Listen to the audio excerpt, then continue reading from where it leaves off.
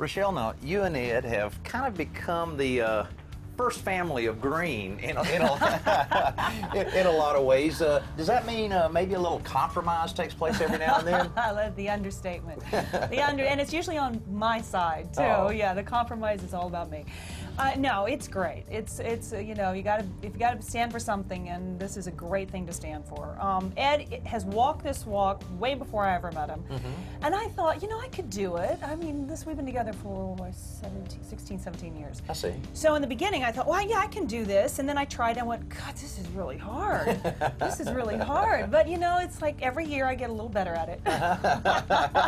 Well, you know, a lot of people, I think, when they're, you know, trying to adapt more of a greener lifestyle, they think they have to sacrifice a lot. But hey, this isn't much sacrifice. I mean, you've got internet, you've got hot and cold running water, you know, you got a roof over your head, so it's not too bad. I have actually some luxuries too. You know, I have a great car, I have a Prius. You know, Ed has a great electric car. We have, you know, Ed made compromises with me. I mean, when I first met him, there was no heat, there was no air conditioning. Oh boy.